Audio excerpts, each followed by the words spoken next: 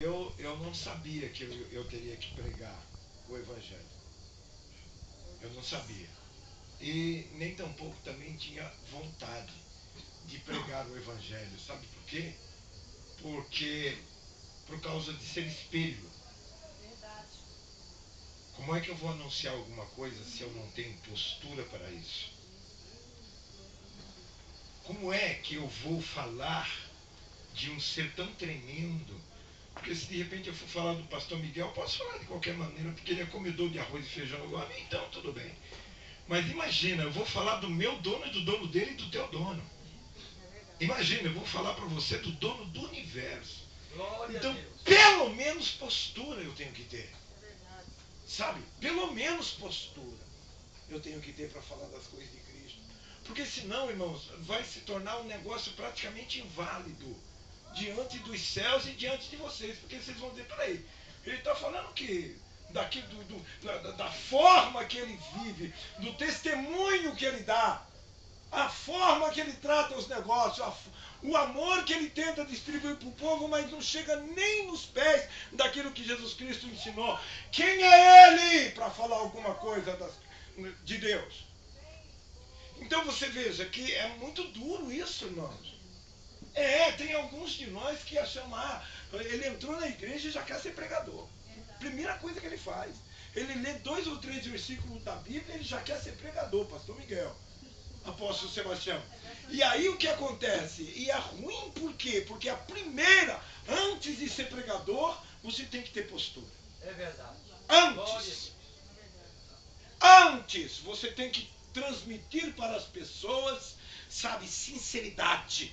Você tem que transmitir para as pessoas santidade. Você tem que transmitir para as pessoas honra. Você tem que transmitir para as pessoas algo palpável para quê? Para que as pessoas se espelhem em você para mudar. Aleluia, glória a Deus. Porque eu vou olhar para um espelho todo estragado, eu vou ficar estragado também. Eu vou me estragar também. Por isso que é duro. Porque, irmãos, pregar o Evangelho tem muita gente que prega. Muita gente. Louvado seja o nome de Jesus Cristo. E aí eu fico imaginando, sabe o quê? Que às vezes a gente também, quando está falando do Evangelho, a impressão que dá é que só nós sabemos falar. Não é verdade?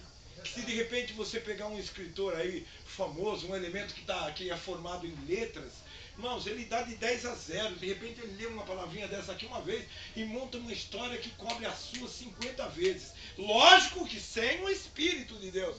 É por isso que nós devemos nos preocupar com o Espírito de Deus e não com muito estudo e não com muita historinha. Porque tem muitos de nós que às vezes estuda tanto que daqui a pouco está vazio, está sem nada do Espírito e tenta passar as coisas de Deus e ninguém consegue entender nada. Louvado seja o nome de Jesus Cristo. Evangelho. Pastor Pedro, o que é evangelho? Evangelho é prosperidade. É prosperidade? Evangelho? Não. Ué, mas por que o povo está todo mundo pregando? É salvação. Ué, é? Levar o povo ao arrependimento. Pois é, mas você vê que coisa, não é estranho, mas você mesmo está falando, não sou eu. Agora, por que será que eu e você, de repente, quando acontece uma campanha de prosperidade numa igreja, eu sou o primeiro a correr lá para dentro? Porque de repente eu estou passando com dificuldade financeira. Por que será? Evangelho é revelação o tempo todo, pastor Pedro? Mas por que será que quando você descobre, de repente, quando eu descubro que num cantinho ali, tem alguém que revela até o número da minha carteira profissional, e de repente eu saio correndo para lá, eu digo, puxa, ele vai ter que revelar a minha vida. E aí eu me aproximo dele, e aí ele começa a revelar todo mundo. E aí eu ainda tenho, irmãos, eu acho que isso é meio que insano. Irmão, Deus não mostrou nada para o senhor da minha vida, não?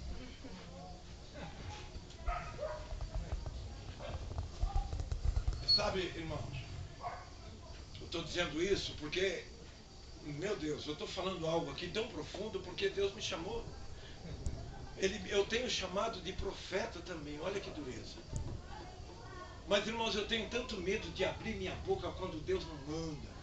Porque se Deus não manda e eu abrir a minha boca, aleluia, para profetizar na tua vida. E se Deus não mandou, eu tenho certeza que ele, de repente, ele pode fazer como ele fez com Ananias. Louvado seja Deus. Tem muitos de nós que conhecemos essa história. Quando Ananias abriu a boca e profetizou uma bobagem, louvado seja Deus, denegrindo a imagem de um homem de Deus por nome de Jeremias, Deus chegou, aleluia, para Jeremias e disse: olha, Jeremias, você sabe aquele profeta que eu usava e não uso mais? Porque ele profetizou bobagem no meio do meu povo. Diga para ele que ele é um salafrário, um sem vergonha, um enganador, e que esse ano, ainda no 7º mês, ele vai comer capim pela raiz, porque eu mesmo mato, eu mesmo dou a vida, eu curo, eu faço a ferida, e não há quem escape das minhas mãos. Aleluia. Então, profeta, Hadaiko. Profeta. Porque eu tenho que colocar minha vida no eixo, e você tem que colocar a tua vida no eixo. Não é, pastor, mas eu não estou bem? Está bem o quê? Está bem o quê? Às vezes eu escuto o apóstolo Sebastião falando aqui, e às vezes eu fico até meio com vergonha, porque ele chega e fala assim: se você olhar para mim, olha que cara de santo. Olha para vocês aí, cada um tem uma carinha de santo. Mas de repente, irmãos, eu estou aqui com uma cara de santo, mas dentro de mim está incubado. Aleluia, de repente dentro de mim o ovo maligno está incubado aqui dentro, me comendo por dentro, e de repente eu estou passando uma mentira para a vossa vida. E nós não podemos viver de mentira, porque o nosso Deus não é mentira, o nosso Deus é verdade, o nosso Deus é santo, o nosso Deus é poderoso, o nosso Deus é aquele que tem a chave de Davi, o nosso Deus é aquele que abre e ninguém fecha, é aquele que quando ele abre a porta, louvado seja Deus, não tem quem faça fechar a porta.